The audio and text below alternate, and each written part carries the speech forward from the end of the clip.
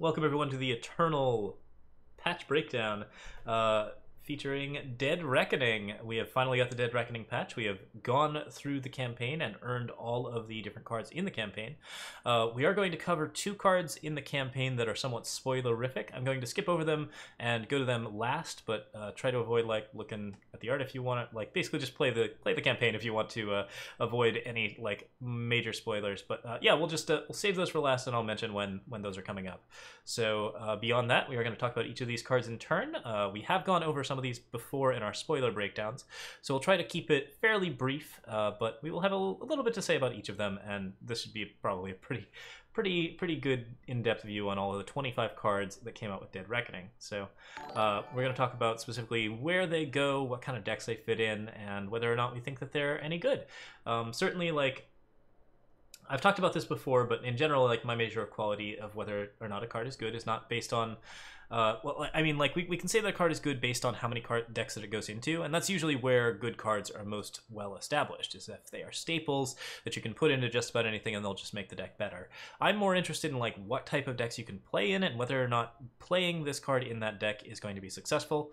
But yeah, so like it's just something to think about, or like yeah.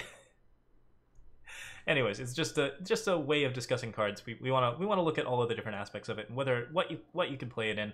We want to look at how you can play it, not necessarily whether or not it's amazing. But there are some pretty amazing cards, and there are some pretty fun ones as well. Okay, so first up is Boar. Boar is 1 cost, kill an enemy attachment, create and draw a copy of Boar, then discard it at the end of turn. So this is mass attachment removal in a very, very small, simple way, simple method. So it's pretty easy to play. And if you have a slot for attachment destruction in red, you're pretty likely to want Boar.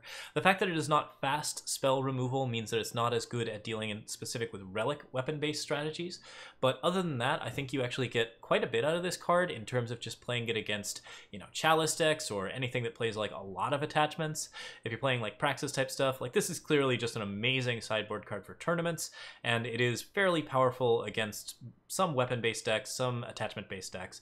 The question of whether or not you run it in your own decks is basically based on how attachment heavy the meta is at any particular time. The other thing that's kind of nice about Boar is that it actually creates copies of itself, and then you discard those copies.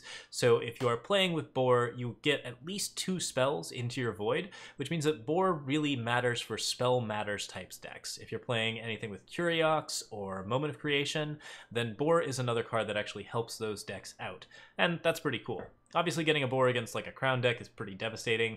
Any type of deck that wants to play a bunch of relics is going to be pretty devastating, but a lot of times those decks actually generate their value by playing their relics ahead of time, so we can actually get something done with that. And yeah, I think the card's reasonably powerful, probably going to see 1 or 2 of play. You never want to run 4 of them because there's just not that many attachments, but you might definitely throw a few into specific decks. OAD Dragonsmith is next, a 1/1 that says your dragons cost less, or cost 1 less, and has Dragon Ally +2/+1 and Quick Draw. So if you can play a dragon on turn 3, that's pretty good. OAD Dragonsmith can actually play into Crimson Firemaw, the 5/4 on turn 3. So you can play a dragon, get a 3/1 Quick Draw for 1. That's really insane, super fast stuff, and I think that's pretty solid if you want to like get set up and basically do some cool Oni dragon tricks. Cheap dragons is neat. Playing more cheap dragons is definitely a good idea, and I think that that's probably the best way to go about it, and definitely get some other stuff going on. Yeah, as far as the card's overall strength, I mean, it only works in a deck that has a good balance of Onis and Dragons. Similar to Explorers and Sentinels, finding the right space for it is going to be tricky, but I think we can play it in several of those types of decks, and the fact that there's an Oni does mean that it gets to play with a couple of other cards that care about Oni. I mean, specifically Kyojin. There's not too many spaces for this card, but it does have potential to make basically your Crimson Firemaw decks a lot better. In that one specific deck, I think it's pretty rad. The overall stat line of it is pretty strong, and yeah, it's a good aggressive card, so should be fairly neat. Tripwire Grenadin. 1/2 summon, deal 1 damage, deal 1 damage. We talked a little bit about this in the spoiler breakdown. This is good at popping Aegises. This is good at killing relic weapons. This is good at killing small units, tokens, Oni Ronins, basically slowing down the board for Grenadin Sacrifice to take over. For that reason, I think it's definitely a solid 4 of in a lot of Stonescar Sacrifice decks, and a couple of other type of Grenadin decks that you might actually want to run. This one should be pretty playable, and we should see it in quite a few different decks. So, yeah. I think it's pretty decent. The stat line overall is not aggressive, so it has to be played in the slower types of Grenadin decks. But all of the Grenadin decks currently on the market are pretty slow. There's not a lot of Grenadin Rally out there right now, in which case you would definitely play the alternative, which is Sparkcatcher, the 2/1 with Entomb, make a Grenadin. Memento Mori. We talked about this in the spoiler breakdown. I said it was probably not going to cost 3, and indeed it costs 4. We don't have a special stat line on it or anything related to strangers. It does just cost 4 and gains 1 of each influence for +1 maximum power. That makes it, by default, not a very strong card. What you play this card in is big, ridiculous 5-color removal pile, and that can actually be a strong deck, and Memento Mori can be a staple in that deck, regardless of its insanely high cost.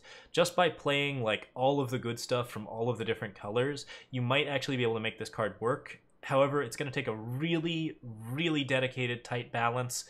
I think this card is going to see some tournament play, but I'm not sure if it's actually going to see a lot of play. I'm not sure if it's ever going to see a tier 1 deck. Like, I just think that, like, overall it is a pretty big turn off, turn 4, but nonetheless, I think it's actually got some good stuff going on for it, and being able to just play all of the good stuff from all of the different colors can be pretty solid. So it's definitely an Ironthorn, just fun card. We'll definitely see some fun stuff with it, and I'm looking forward to seeing exactly what happens with it. Next up is Venom Rider. Deadly Charge, ultimate, pay 5, and give Venom Rider -1/-1 to play a 1/1 Sandstrider with Deadly and Killer. Alright. This one's a lot to unpack, and I don't really know how to evaluate it. It's not very aggressive, so the Deadly and Charge doesn't matter too much.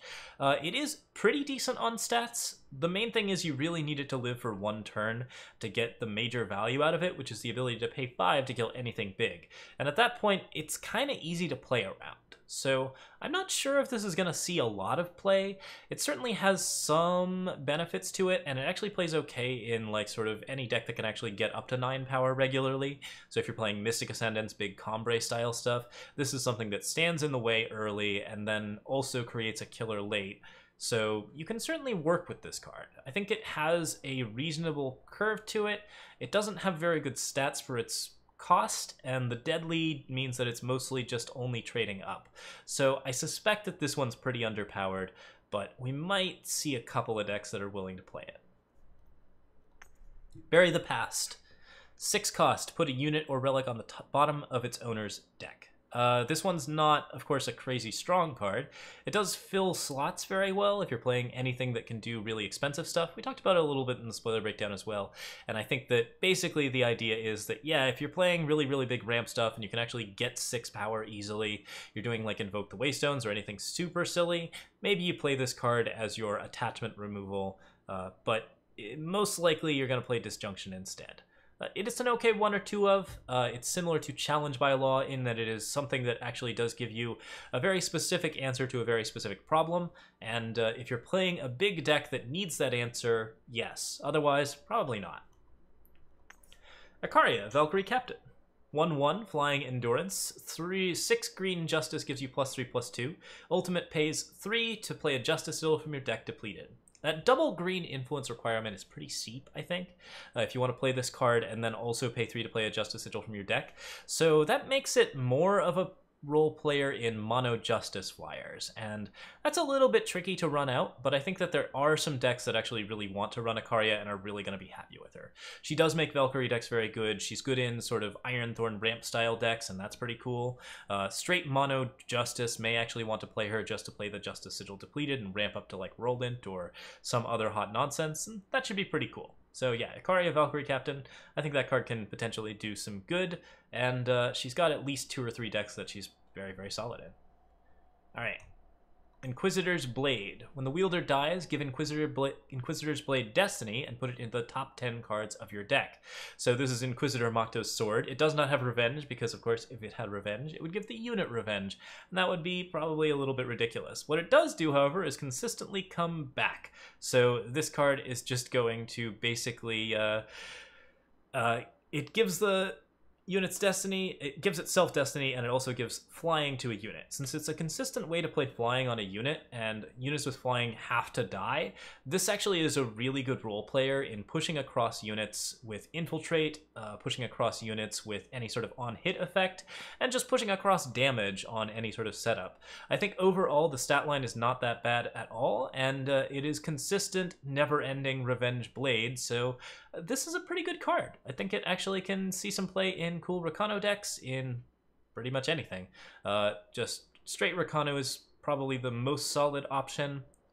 Infiltrate in Argenport is pretty good. Straight Argenport is also quite good. This is a card that can be put in the top 10 cards of your deck. It allows Tavrod to attack across with flying, and then if it dies, then it goes back into the top 10 cards of your deck, and it actually gives Tavrod something to draw. And since Tavrod is not a person known for hitting his weapons very often, I think that, yeah, this one's actually pretty cool. Alright, so yeah, Argenport, I don't know if it does Combrave well, but Rakano and Argenport both really like it. Word Wielder, 2/2 +3/3 when you have an Aegis. So this is super aggressive if you can actually get that Aegis out, and the thing to play with it is in fact Mistveiled Drake, a 6/6 that when you draw it immediately gives you a face Aegis.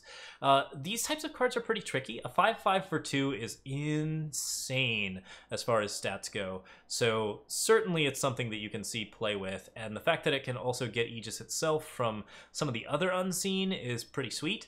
However, the thing about it is that if your opponent torches your face, they can potentially just set up a really easy block. So like you're playing against Stone Scar, they torch your face, they block with their Argenport Instigator, and War Wielder's dead. So you have to be super careful about that. However, running Backlashes, running Daring Pioneers, running Unseals, this is the kind of blue aggro that absolutely needs to be built. This deck exists, and you can build it.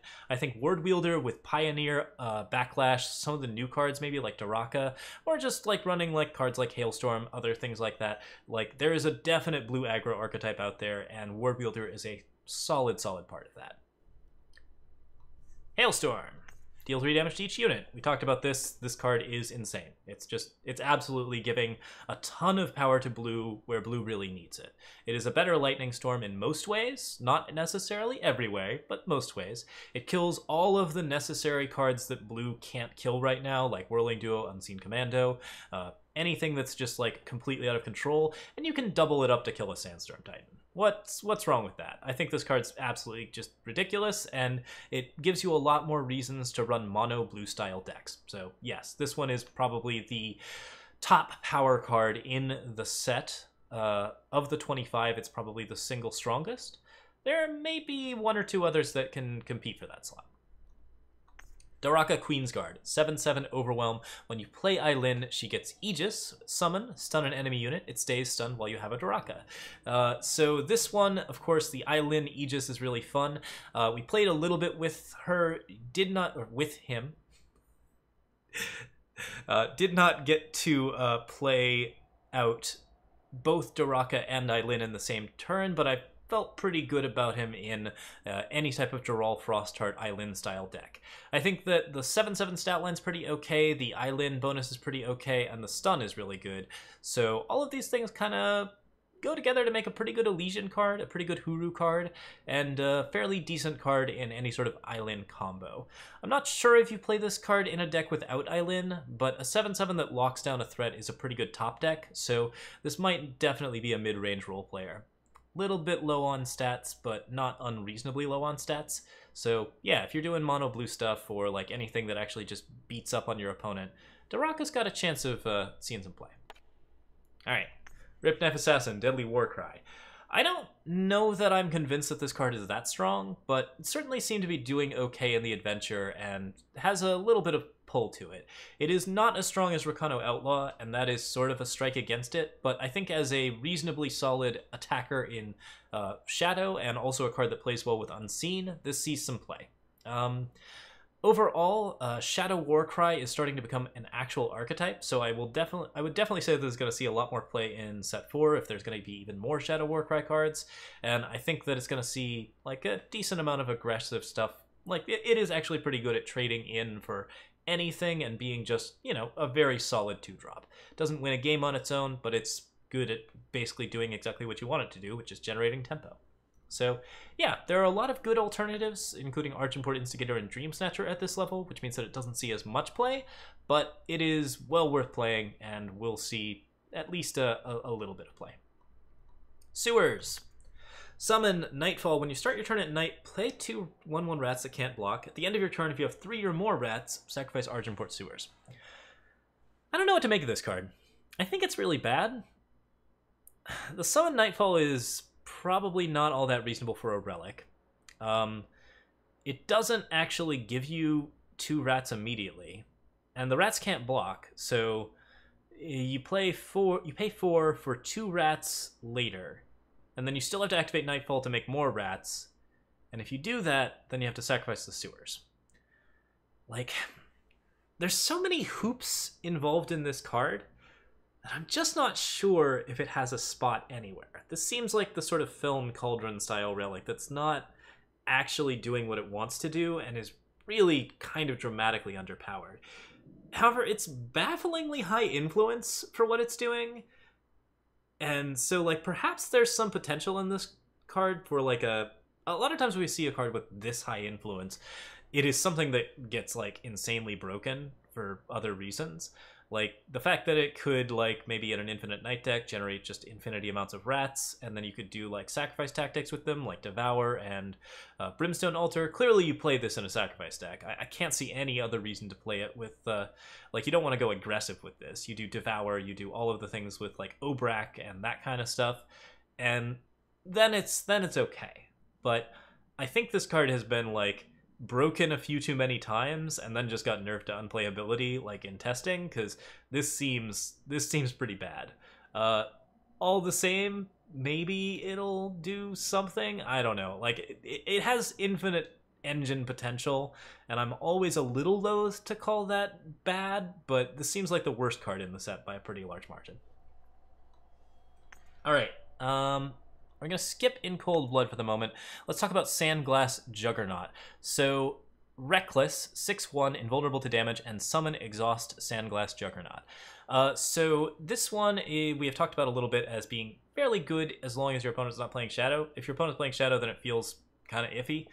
It is a fairly reliable Reckless engine similar to Flamestoker. Flamestoker doesn't see a lot of play. Sandglass Juggernaut will see about the same amount of play. And like Flamestoker does see some play. So I think that Sandglass Juggernaut is probably pretty decent. Like, yeah, it's good against any sort of like Rakano aggro, any sort of like Combre Rakano heavy meta where you don't see as much of like the actual Shadow stuff. But I'm not sure if it's got enough strength to go on against. Like, the fact that it just gets removed by quite a few other things is pretty difficult. However, it is surprisingly difficult to remove. You have to Vanquish it, or you have to Death Strike it, and Death Strike is still kind of efficient removal for it, but I think that, like, overall, like, there just aren't too many ways to kill it, and that's making it a little bit better in my eyes. But, you know, like, I don't know, it dies to a Forest Intervention. There's a lot of ways to kill this that could really, really suck for you in Shadow, so I'm uncertain of the value of this card.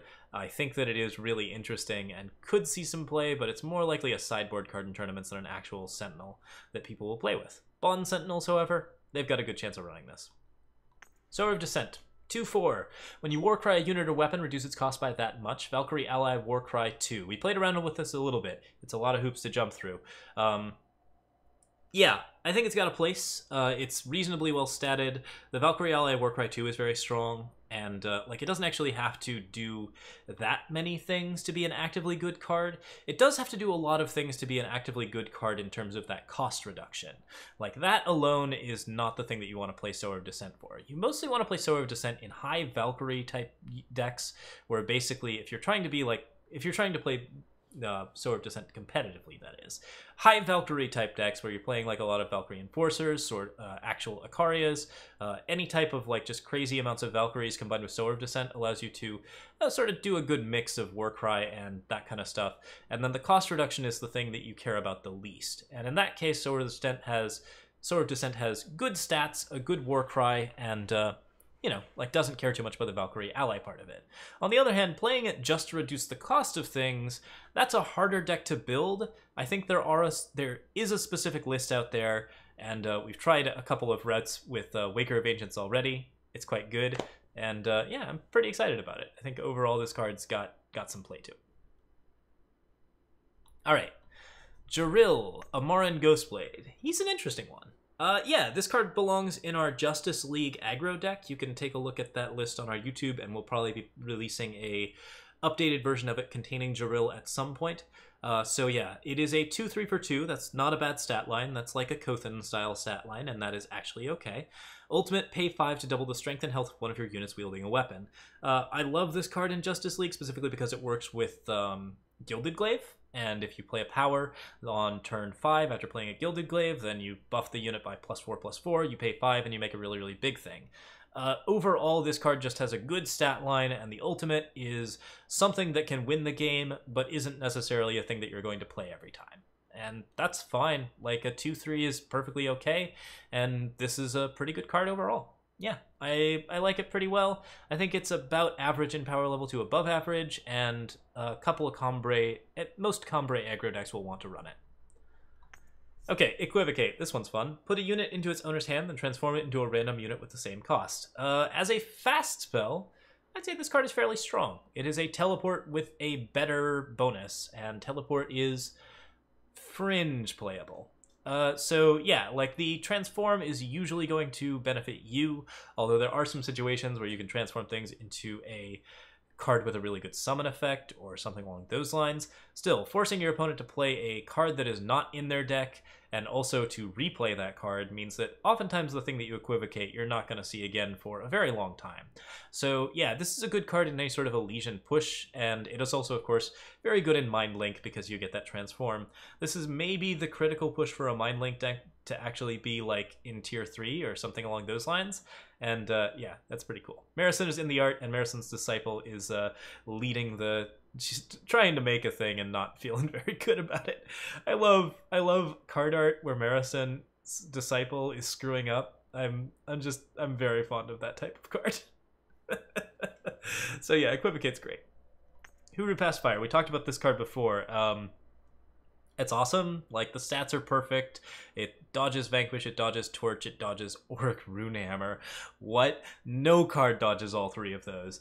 So yeah, like, this is just a very, very solid Huru role player that's going to see play in pretty much any type of Huru deck. Just, it's really, really good. So yeah, this is a very powerful card, and this is a card that is going to enforce Huru Flyers as an actual archetype. So yeah, gonna be a role player. Anointer of the Faithful. Lifesteal, summon, give a paladin in your hand bond. When you play another paladin, play a +1/+1 weapon on it. I think there's too many moving parts for this to necessarily be a strong card, but it definitely does do a decent amount of work. Overall, there aren't as many paladins as you'd like for Anointer of the Faithful to be good. It's certainly fine in a Paladin Oathbook Lifesteal style deck, where you are doing, you know, Anointer, you're doing Oathbreaker, you're doing the Bright Mace Paladin, the 3/3 that gains a +1/+1. If it gains any amount of damage, it gets Lifesteal. There are lots of good Paladins that have Lifesteal, and there are lots of ways that, like, an Argentport deck can care about Lifesteal and maybe, like, play Life Force.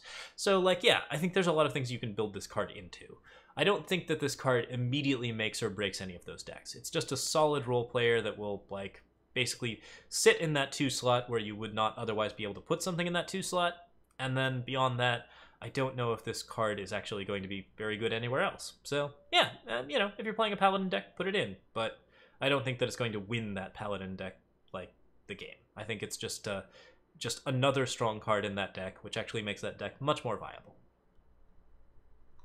Pock, Rockpacker, 1/5 Reckless Bond. When you bond it, create and draw a snowball. I've said a lot about this card already, and I do think it is reasonably strong. Like, I don't know if it's gonna see an amazing amount of play, but like, if you're playing Yeti snowball stuff, we've had some fun with it already. We killed a Lumen Reclaimer with a 3 damage snowball. Having a bunch of snowballs for the Aylin deck was really nice. So this card probably does belong in the Aylin deck, or the Geralt Frostheart deck, whichever one you like. Well, it is the Aylin deck because, yeah, and it is probably pretty good in straight Yetis. If you're doing Skycrag aggro, you don't run Pok Pok, because Pok Pok is, while he's a very efficient card, he's not as efficient on dealing direct damage to face as most Skycrag cards. This is a card that gives you more of a slower Yeti build, where you can do things like Jotun Burst Song, you know, like basically look to the LSV style, and you can actually slow Yetis down a little bit with Pok Pok, and potentially get some value out of it. With Iceberg Warchief, he's quite good. He seems to be able to bond for free pretty easily. I had some difficulty with him playing in fairly low Yeti count decks, but I think that, yeah, he's just average, and not too bad overall. Alright, Lathrai Skystrider. This one is a 2/2. Whenever Lathrai Skystrider attacks, your attacking elves get flying this turn. Elf ally draw a spell from the top 4 cards of your deck and discard the rest. We talked about this a little bit in Haunting Scream style decks, and that is basically where it belongs. I think this one's a little bit limited. It's too low stats to do anything other than Haunting Scream, basically. But it's okay. Like, it is a scheme on a stick, and it plays okay with elves. Yeah, there's just not a lot of space for this card yet, but I think in set 4 there's probably going to be more elves, and there might be a couple of other places where the Thrice Skystrider actually gets played. Finally, Overwinder. When one of your Grenadin hits the enemy player, each player discards the top 2 cards of their deck. I don't know what to make of this one. Grenadin Mill doesn't seem like a real thing, so this one's probably like on the subtle stranger level of power. The overall stat line is okay, and this card does get to like sort of benefit Grenadin a bit. A lot of times you're playing Grenadin with fire bombs, and this card actually has some anti-synergy with that. I don't know if you have anything that you want to do with Grenadin with mill decks, so I think this is a very specific Johnny type card that you're probably going to want to do some breaking with, but I don't think it's super high power level. Mitotic Wisp, 0/3, flying, your Radiants cost 1 less. I actually do think that this card has a bit more of a role to play, and that a Radiant deck could be in a tier 2 or tier 1 status. Like, if you are reducing the cost of Radiants, you can Haunting Scream them, and that's pretty critical if you want to do, like, Haunting Scream Umbran Reaper. The Xenon setup is probably still the best way to go, and just cheap Shadowlands Tyrant. Like, cheap Shadowlands Tyrant is enough of a reason to play Mitotic Wisp. Overall, the ability to activate Mitotic Wisp is somewhat difficult, but the ramp is pretty okay, and it's a card that you're going to want to ignore until the ultimate happens, so there are ways to activate it, especially if you're playing sort of recursion-based stuff with Sporefolk, and, like, basically, this is a card that definitely belongs in a world where Vara doesn't immediately fill the slots in every type of Reanimator deck. So yeah, I think it'll probably see a little bit of play. Not sure how much, but I think there's one good Radiant deck out there that can run this. Alright, so the last 2 that we're going to talk about do have some art spoilers for the rest of the campaign, so if you don't want to know about those, I would suggest you stop the video now and go play the campaign, but we will talk about them now, because yeah, they're two brief moments, and we're just going to talk about the card themselves. So, 3, 2, 1, yeah, here we go.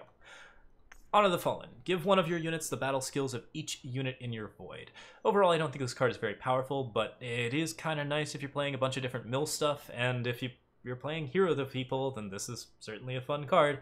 I think this is going to go in Reclaim to Fame. I think this is going to go in anything that just like cycles a bunch of cards from your deck into your void, and like, yeah, you can just have a little bit of fun with it. It does give a surprising amount of skills to a unit on board, so it can create really potentially disgusting situations, but actually setting up a deck to correctly run Honor the Fallen is not easy.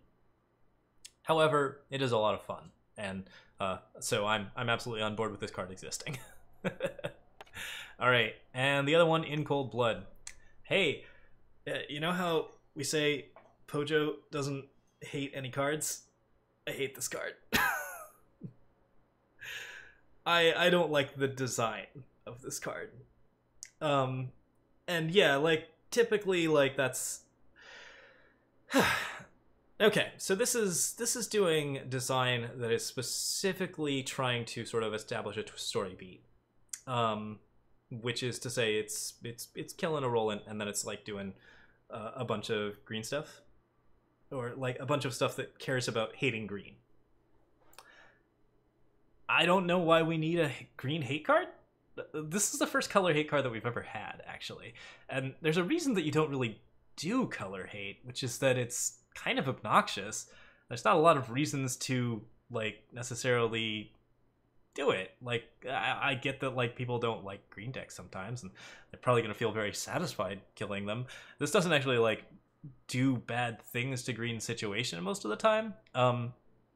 So, like, if I had to take a guess at what this card is doing, it is one of several answers to the ever-present and, like, fairly common Ikaria-based deck, where, like, you have, like, just Ikaria at the top, and then you don't do anything else with units, you just play spells, and then you rise to the challenge for Ikaria, and you're fine. Or you play weapons, and you rise to the challenge for Ikaria, and you're fine. Or you play, like, these two units like Throne Warden and some other thing, and then you rise to the challenge for Ikaria. And In Cold Blood is like one of those cranial extraction type effects that we've seen a lot of those printed, specifically to hate on Mokto and Ikaria and Tavrod, but, like, nobody's run them. And so now we finally have a card that does exactly that. It kills Tavrod decks, so that people who think that Tavrod is overpowered can have this and be like, haha, I killed all their Tavrods. I guess that's a good feeling. It's certainly not for me. I never had that many issues with Tavrod. It kills all of their Moktos. That's kind of fun, but Mokto's not really doing anything right now. And it kills all their Ikarias, which I am slightly more in favor of. I may actually run In Cold Blood in certain decks. But the other thing about this is, like, there's some weird stuff going on with this card. Just, like, a lot of caveats that are, like, just extra weird hate. So, for example, like, the units can't leave the void. They are now void bound, which is the new ability that has been added to things that can't leave the void. I don't know why that's particularly important for Justice cards. There's almost no Justice cards that actually come back, except for Revenge cards, which are not overpowered. So void binding a card isn't super great, but, like, I guess, like, at least now the Tavrod is definitely gone. And then the other thing about this card is that you lose all of your green influence, which absolutely makes sense. Again, like, I understand why that part of the design exists, because basically if this deck is in a if you're in a Tavrod meta, every Tavrod deck is playing this card, and there needs to be some sort of punishment for the person who actually gets the In Cold Blood out first, so that, like, basically the Tavrod decks don't run it. Because if it's Tavrod versus Tavrod, the first player to play In Cold Blood wins. And, like, that's just awkward. So, like, all of the pieces of this, I see them and I'm like, yeah, I understand why they all exist in this order. But, like, amongst other things, I don't want color hate. I don't want the ability to, like, I don't need void hate all that much. I'm okay with it. That's fine. And then I also don't really want to lose all of my green influence. Like, this card says don't play this in green, but you might still play this in green. And if that's the case, then you have to make a really weird decision as to whether or not you want to lose all of your green influence at a particular time just so that you can kill an enemy unit forever. Like, why? So, yeah, I'm not digging the design of this card overall. I think the strength level is pretty average. Like, a slow spell kill an enemy unit is fine. Cranial extraction type effects, I believe, are definitely a little bit overrated, so, like, this is not, like, doing anything amazing. However, the fact that it does void bind is, like, actually really good, so you can just get rid of cards in particular decks, and that makes it probably a very strong sideboard card. But, like, I hate to have this card played against me, and I don't feel anything particularly strong for playing it. So yeah, I don't have strong thoughts on In Cold Blood. It's pretty weird design. I am definitely not that fond of it. I think it fills a couple of slots and fills a couple of holes, and it's like there's clearly some good intentions behind this card, but yeah, I'm really weirded out by it. Anyways, that's probably a weird note to end it out on, but overall, my impression of the 25 cards that have been released is that, like, this is an amazing campaign. This is probably the best campaign that they've released by a pretty long shot. Like, the story was awesome, the cards themselves seem to be doing amazing things for the meta, there's a ton of cool new decks to build, and there's a ton of cool different spaces that these cards can fit in. There's some cool stuff for Primal, and the Primal stuff is actually like really meaningful and is going to make Primal a lot more playable, which is something that we've been like really looking forward to for a really long time. And Primal's starting to like see a bit more identity stuff. I'm always glad to see that. Like, it's all good changes, and like everything about this set seems amazing. So I am really down with Dead Reckoning. I really recommend the campaign. It was a lot of fun to play. I thought the story was pretty good. Like, they actually did some cool stuff with it, and like, feel free to like go ahead and play through that and have a lot of fun with it. Dead Reckoning seems awesome. It's well worth buying. It's probably gonna be one of your first buys if you are a new player. And beyond that, yeah, 2 thumbs up. There they both are.